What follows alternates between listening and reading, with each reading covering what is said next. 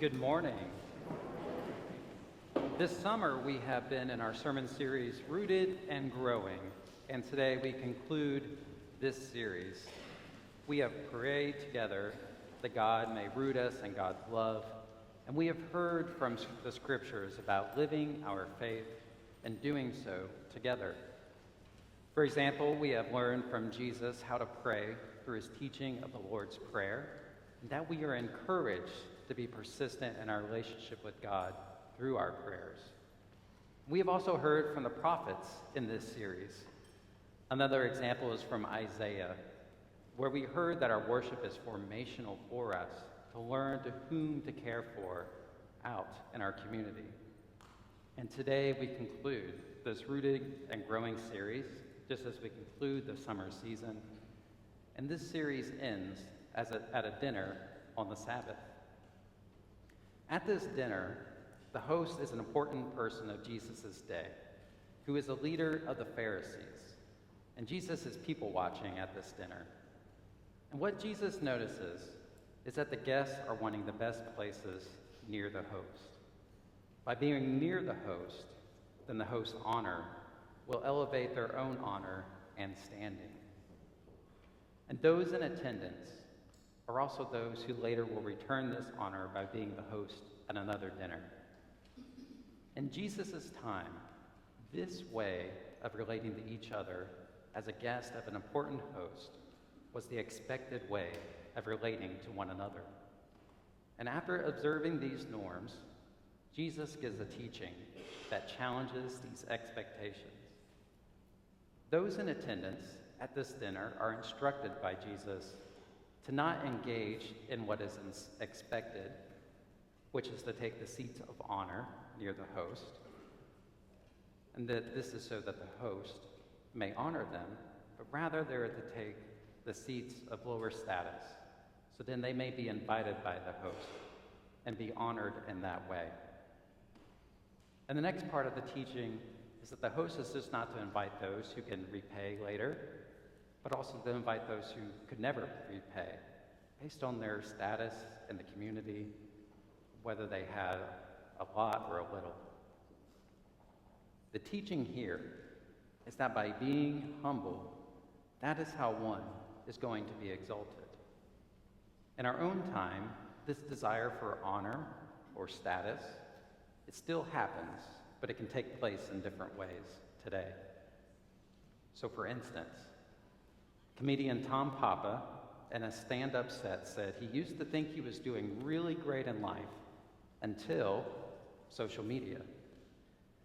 He saw messages like, "Are you killing it today? Are you living 100% maxed out energy? Are you living your best life?" And maybe you've seen some of these types of messages on social media. And Papa's reply is, "No, I'm not, because that's not normal, and I don't care what The Rock's Instagram says." Now with social media, he has realized that trying to live up to some expected social media status is not normal. Rather, it is normal to live your life not trying to live up to these made-up social media expectations. And if we are open to the teaching of this parable, we too can subvert the social expectations of our own time by practicing humility in our daily life. And what if practicing humility is the expected way of living our faith in our daily lives? I think another example of this way of relating through humility is when we come each week together and we gather for communion. We come around the table at the rail where God is the host and we are all guests. We are invited to this table and honored by God in this sharing of communion. And by this invitation, we are honored guests here. This weekly practice, this rhythm that we engage in, it forms us in humility that Jesus teaches. When we approach this table, we practice by taking that lower seat and grateful for the grace and honor of being able to be there. And God honors us each time we gather to receive this sacrament together. And humility is something that the great Christian saints in church history have lived out through the centuries. And this teaching of humility was very important to St. Francis of Assisi. He was born into wealth and privilege, and he sought the honor and status of his own day through serving in the military.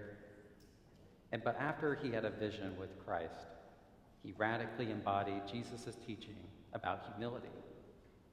Rather than founding a monastery from his honor and a position of power, Francis chose to live among the lepers.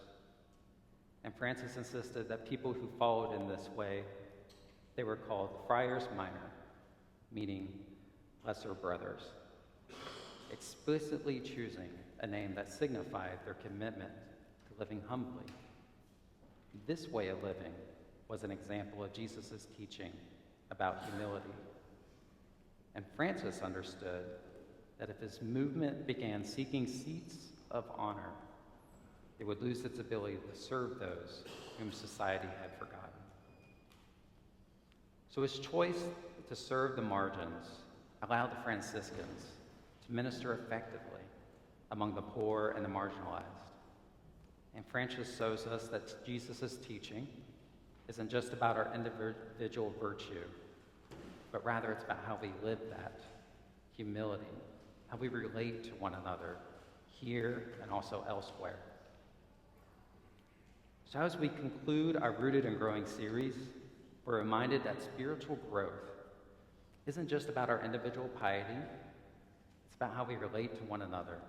When many are desiring status and recognition, when we practice humility, we create space for others to be lifted up.